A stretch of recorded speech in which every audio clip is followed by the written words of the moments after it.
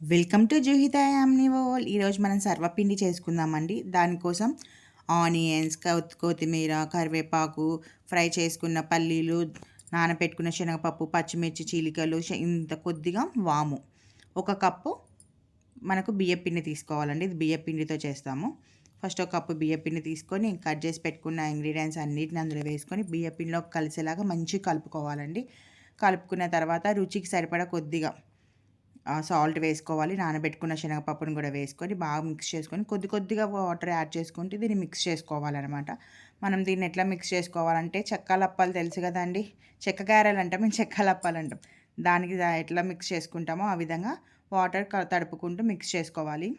ఈ సర్వపిండి వరంగల్, కరీంనగర్, ఆదిలాబాద్, నిజామాబాద్ ఏరియాలో ఫేమస్ అండి. ఈవినింగ్ స్నాక్ అయినా ఎప్పుడు పడితే అప్పుడండి.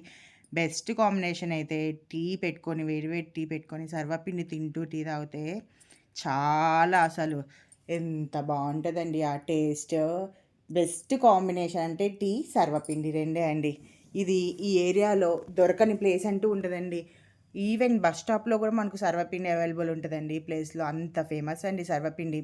మీరు కూడా చేసుకోకపోతే మాత్రం ఈ వీడియో చూశాక సాయంత్రం స్నాక్గా సర్వపిండి చేసుకొని వేడి వేడి టీ పెట్టుకొని తాగండి.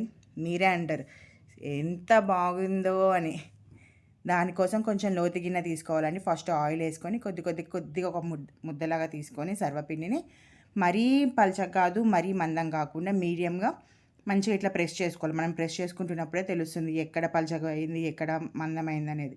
ఇట్లా మంచిగా అంతా ఈవెన్గా స్ప్రెడ్ చేసుకొని ఇట్లా హోల్స్ పెట్టుకోవాలి. ఎందుకంటే ఆ హోల్స్లో కొద్దిగా ఆయిల్ వేస్తే మనం ఆల్రెడీ ఆయిల్ అప్లై చేసి పెట్టాం కదండి సర్వ అప్పని, అదంతా అక్కడ కూడా మంచిగా ఆయిల్ అట్లా వేయడం వల్ల మంచిగా దోరగా మంచిగా వేగుద్ది అనమాట. దీన్ని మనము మీడియం ఫ్లేమ్లోనే కుక్ చేసుకోండి. మరి హై ఫ్లేమ్లో పెడితే కష్టం. చూడండి, ఒక్క 10 నిమిషాల తర్వాత లో ఫ్లేమ్లో పెట్టి చేస్తున్నాను నేను. చూడండి ఎంత దూరగా వేగిందో.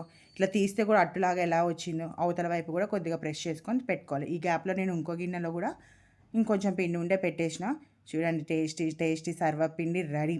ఇంకా ఏం ఆలస్యం ఎందుకండి, టీ పెట్టేసుకొని వేడి వేడి టీ తాగుతూ సర్వపిండి తిని ఈరోజు మనం ఈవినింగ్ స్నాక్స్ అయితే ఫుల్గా ఎంజాయ్ చేయొచ్చండి. ఈ సర్వపిండి చిన్నపిల్లలు కూడా చాలా ఇష్టంగా తింటారండి. క్రిస్పీగా అనిపిస్తుంది, కొంచెం మెత్తగా క్రిస్పీగా అక్కడక్కడ మన పంటికి పల్లీలు, శనగపప్పు, పచ్చిమిర్చి తాకుతూ ఉంటే అసలు టేస్ట్ వేరే లెవెల్ అండి. నా వీడియో కనుక నచ్చితే లైక్ చేయండి, షేర్ చేయండి.